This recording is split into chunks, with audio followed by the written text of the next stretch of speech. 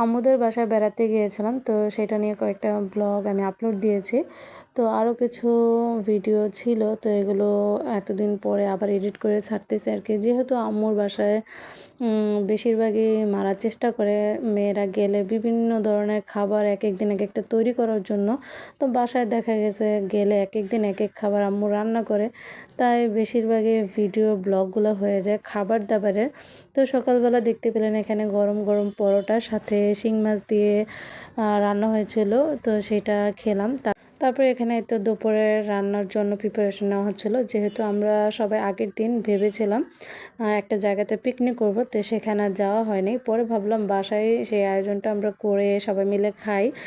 তো ভাবলাম সবাই মিলে আমরা একটা ডালা তৈরি করে খাই, যেহেতু অনলাইনে অনেক বেশি দাম ডালাগুলোর, তাই বাসায় ছোটোখাটো আয়োজন আমরা মানে করতেছিলাম আর কি। একটা ডালাতে যা যা থাকে যেমন রোস্ট, গরুর মাংস, ডিম। তো প্রথমে ভেবেছিলাম আস্ত মুরগির রোস্ট করব, যেহেতু আমরা মানুষ বেশি, আর আস্ত মুরগির রোস্ট করলে অনেক সময় দেখা গেছে ভিতরটা একটু কাঁচা কাঁচা টাইপের থাকতে পারে, সেই জন্য আমরা 4 পিস করে নিয়েছি আর কি মুরগিগুলো।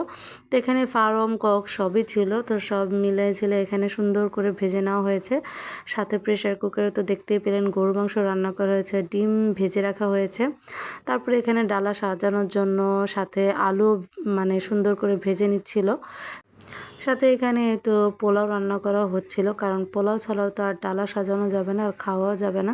তারপর এখানে রোস্ট রান্না করার জন্য সবগুলো মশলা খুব ভালো করে কষানো হচ্ছে। আম্মুর হাতে রোস্টটা কিন্তু অনেক বেশি মজা, আর আম্মু সবসময় সব বাটা মশলা দিয়ে রোস্টটা করার চেষ্টা করে, প্যাকেট মশলা তেমন একটা ইউজ করে না। তো এখানে মশলাটা প্রায় অনেকক্ষণ সময় নিয়ে কষানোর পরে সব ভাজা মাংসগুলো এখানে দিয়ে দিচ্ছিল। মাংসগুলো দেওয়ার পরে এখানেও বেশ কিছুক্ষণ ধরে সুন্দর করে এগুলোকে কষিয়ে নেবে, কারণ রোস্ট যত বেশি কষানো হবে তত খেতেও মজা হয় আর কি। তাই তো সবগুলো রোস্ট সুন্দর করে কষানো হচ্ছিল, দেখে আবার আমার খেতে ইচ্ছে করতেছে আর কি, এত দেখতে ইয়াম্মি লাগতেছে। তো এখানে সুন্দর করে কষানো হচ্ছিল, দেখতেও দেখুন কালারটা কত সুন্দর হয়েছে। তো এগুলোর সাথে কিন্তু যে ভেজে রাখা ডিমগুলো এগুলো দিয়ে দেবে, এমনকি যে ভাজা আলুগুলো সেগুলো একসাথেই দিয়ে দেবে আর কি, যাতে একটু ময় মশলা ঢুকে, কারণ এইভাবে খেতে খালি খেতে মজা লাগবে না, আলুটা ডিমটা মশলার মধ্যে দিলে খেতে আর একটু বেশি মজা লাগবে। এই তো একটু পরে দেখলাম আম্মু সব রান্না বান্না শেষ। এখানে আম্মু তো রান্না করেছিল যে রোস্টটা একটু আগে দেখালাম, সেটা সুন্দর করে এখানে রান্না করা কিন্তু হয়ে গিয়েছিল। রোস্টের মধ্যে কিন্তু আসলে ডিমটা দেয়নি, ডিমটা ভাজাই রেখেছিল, শুধু আলুটা দিয়েছিল আর কি। তো সাথে কিন্তু ভর্তা করেছিল, শুটকির ভর্তা। আমরা আবার পোলাওর সাথে শুটকির ভর্তা খেতে মানে আমাদের পরিবারের সবাই মোটামুটি অনেক বেশি পছন্দ করে। তারপর এই তো সবাই এখন ডালা সাজানোর জন্য এখানে বসে পড়লো। আপনারা কে কে পোলাওর সাথে ভর্তা খেতে পছন্দ করেন সেটা জানাবেন। আমাদের কিন্তু পোলাওর সাথে ভর্তা অনেক বেশি ভালো লাগে। তো এখানে একটু সুন্দর করে একটা ডালা সাজিয়ে নেওয়া হচ্ছিল। সবাই তো আর এক ডালার মধ্যে বসে খেতে পারবে না, তাই অল্প কিছু কয়েকজনের জন্য, মানে আমরা 4 বোন ছিলাম, তো আমাদের 4 বোনের জন্য সুন্দর করে ডালাটাকে সাজানো হচ্ছিল। তো এখানে প্রথমে ডিম দিয়ে দিয়েছিল, তারপরে তো রোস্ট সুন্দর করে চারিদিক থেকে সাজিয়ে দিচ্ছিল। আর এটা সাজানো হচ্ছিল, আমার খালাই বসে বসে সাজাচ্ছিল। ওই দিন আমার খালাতো বোন খালা তাদেরকেও বলা হয়েছিল যাতে আমরা সবাই মিলে একসাথে আনন্দ করতে পারি। সবাই একসাথে মিলে একটা আনন্দ করে খাওয়া, পিকনিকের মতো করা, সেটা আলাদা একটা আনন্দই অন্যরকম। এখন ডালাটা কিন্তু আমাদের মোটামুটি সুন্দর করে সাজানো প্রায় কমপ্লিট। এখানে রোস্ট, তারপর ডিম, আলু, শসা, পেঁয়াজ, কাঁচামরিচ সব কিছু দিয়ে সুন্দর করে প্লেটারটা সাজানো হয়েছে। আর মাঝখানে সুন্দর করে গরু মাংসটা কিন্তু বসিয়ে দেওয়া হয়েছে, দেখতে কিন্তু অনেক বেশি সুন্দর লাগতেছিল, খেতেও কিন্তু প্রত্যেকটা খাবার অনেক বেশি মজা হয়েছিল। তো ডালাটা দেখতেও কিন্তু অনেক বেশি সুন্দর লাগতেছিল, মানে কালারফুল লাগতেছিল আর কি।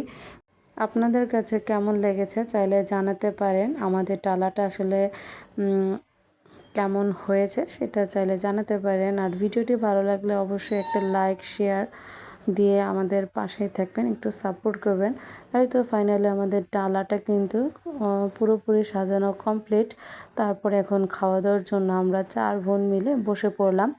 তো প্রথমে গরুর মাংস বাটিটা সরিয়ে নিচ্ছিলাম, নাহলে তো আর খাওয়া যাবে না। তো ফার্স্টে আমরা কিন্তু ভর্তা নিয়ে নিয়েছিলাম, কারণ ভর্তা দিয়ে আমাদের পোলাও অনেক বেশি ভালো লাগে। তো তাই তো ভর্তা দিয়ে খেয়ে তারপর সব কিছু দিয়ে সুন্দর করে খাওয়া দাওয়া করার পরে সন্ধ্যাবেলা আবার সবাই ফুচকার মানে রেডি করতেছিলাম, সবাই একসাথে ফুচকা খাবো, ফুচকা পার্টি বলা চলে। তো এখানে আমার খালাতো বোন এই তো ফুচকার সব কিছু রেডি করে নিচ্ছিল। এই তো আলু ডাল সব কিছু সুন্দর করে মশলা টশলা দিয়ে মেখে নিচ্ছিল, গরম ছিল তাই আবার একটু চামিচ দিয়ে মিক্স করতেছিল আর কি। তো এই তো সব কিছু সুন্দর করে ও মিক্স করে নিচ্ছিল। তারপরে এখানে শসা কুচি, পেঁয়াজ কুচি, ধনেপাতা, কাঁচামরিচ সব কিছু সুন্দর করে একসাথে দিয়ে দেওয়া হচ্ছিলো আর কি। সব কিছু একসাথে দিয়ে সুন্দর করে এটাকে মেখে নেওয়া হচ্ছিলো। আর ঘরোয়া মশলা সব এখানে ব্যবহার করা হয়েছে, চিলি ফ্লেক্স, ধনে গুঁড়া, জিরা গুঁড়া, এই তো যা যা মশলা থাকে সব কিছু দিয়ে সুন্দর করে এটাকে মেখে নিচ্ছিল। তো ঝালটা আমাদের কাছে একটু কম মনে হয়েছে, তো আরও এখানে মরিচের গুঁড়া, চিলি ফ্লেক্স দেওয়া হলো আর কি। তো সব কিছু এখন সুন্দর করে মেখে নেওয়া হচ্ছে। এই তো সব কিছু মেখে নেওয়ার পরে সবাই এখন ফুচকা খেতে বসে পড়লাম। তো এইটা হচ্ছে আমাদের ফুচকার ফাইনাল লুক, সাথে টক মিষ্টি ঝাল এরকম একটা টক ছিল, টকটা অনেক বেশি ভালো হয়েছিল। তাই তো আমাদের আজকের ভিডিওটি এই পর্যন্তই। আল্লাহ হাফেজ।